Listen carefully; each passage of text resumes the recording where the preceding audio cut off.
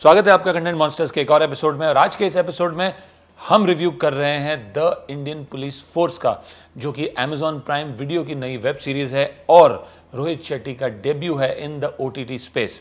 इसके मुख्य कलाकार हैं सिद्धार्थ मल्होत्रा, विवेक ओबरॉय, शिल्पा शेट्टी, ईशा तलवार, श्वेता तिवारी, निकेतन धीर, मुकेश ऋषि, करणवीर मल्होत्रा, ऋतुराज और मयंक टंडन। ये सीरीज दिल्ली के एक पुलिस ऑफिसर कबीर मलिक की कहानी है, जिसका रोल सिद्धार्थ मल्होत्रा निभा रहे हैं और जो अपनी जान की बाजी लगाता है इंडिया की राजधानी को बचाने के लिए।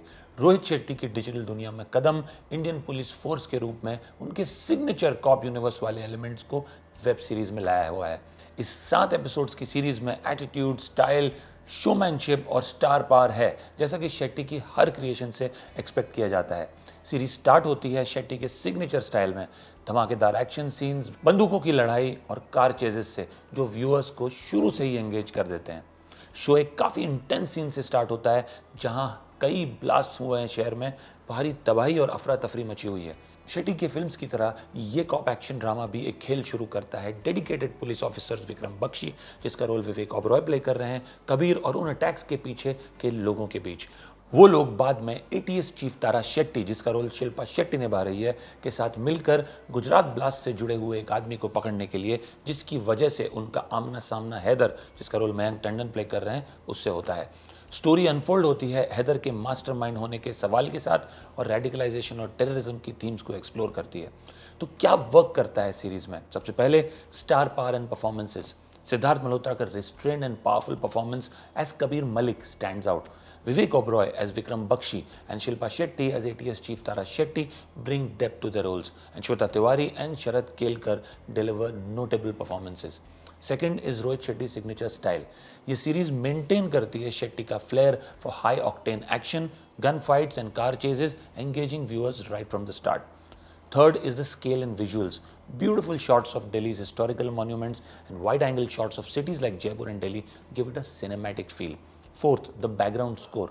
The background score and well-shot songs add to the visual appeal. Fifth is the fast-paced narrative.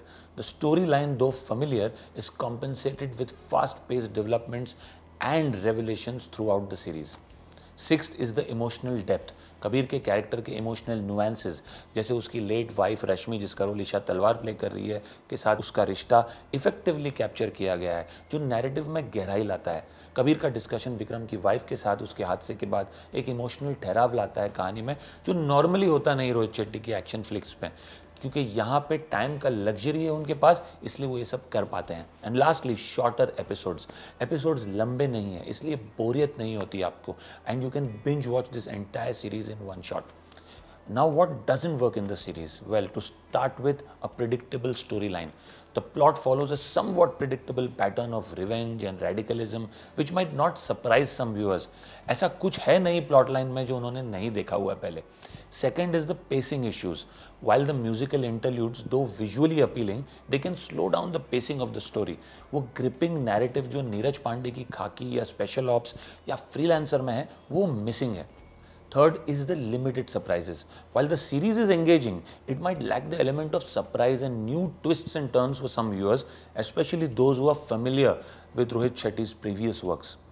Fourth is that the Big Bang cameos are missing. And while this is a web series, and there might have been a temptation to go slow on the over-the-top cinematic cameos, but there are occasions here and there in this series where you miss those cameos, like Singhams in Simba or Singhams and Simbas in Suryavanshi, because ना ये over-the-top action है उन फिल्मों जैसा, ना ये एकदम real है दिल्ली क्राइम ब्रांच जैसा, तो कहीं बीच में फंस के रह जाती है सीरीज.